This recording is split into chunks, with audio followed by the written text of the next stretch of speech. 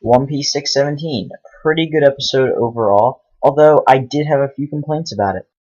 One being that a lot of this episode was taken up by Caesar killing his own men, and his men crying because they finally find out who Caesar really is.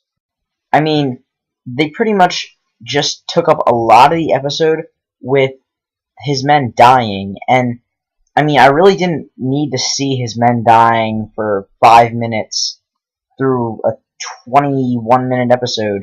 It doesn't really make sense to have this exciting scene be ruined just by guys getting killed by their own boss.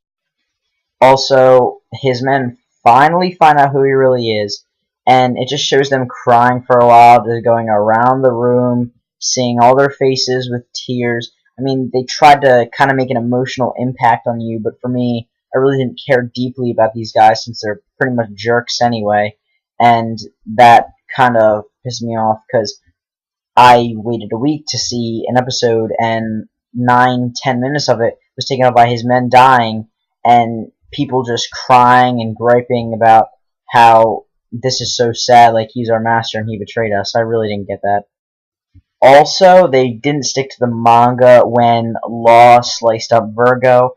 If they had stuck to the manga, I think it would have been a little cooler, because in the manga, it just sliced him in half and he was done. Now in this, they cut him up into little pieces. And, I mean, if it's your taste, I mean, I thought it was pretty unnecessary, just for me. Also, I'm sick of seeing the kids cry, and I'm sick of seeing the kids in general in this arc, because this arc has been a little stretched out for me. I mean, I really enjoy it, but these kids I've just hated throughout the entire arc. I thought they were stupid, and I just didn't really like them. I think it was a bad part of this arc to even put them in. But, you know, I mean, I guess they contribute a little, but it just showed the kids crying and, like, whining. Just, they wouldn't even get up and run with Nami and Sanji who were trying to save them, and it just annoys me when it happens. But I've griped about this episode enough. Now let's get to the positives. I thought Sanji definitely had some humor in this episode, and it actually made me laugh when Zoro was carrying Tashigi, and he got all mad at Zoro, because you know how Zoro and Sanji usually go at it a lot, and Sanji's very passionate about his women, to say the least. Aside from the humor, I really liked Usopp's inspirational speech to all of Caesar's men about how great their captain is and how he never backs down from a fight no matter what. It really expresses Luffy's behavior toward his men, and it really shows the bond that they share, Luffy and Usopp. And he's usually a coward, Usopp is, but that didn't really matter right here. He just said what was on his mind. He's like, my captain never backs down, just put your faith in him.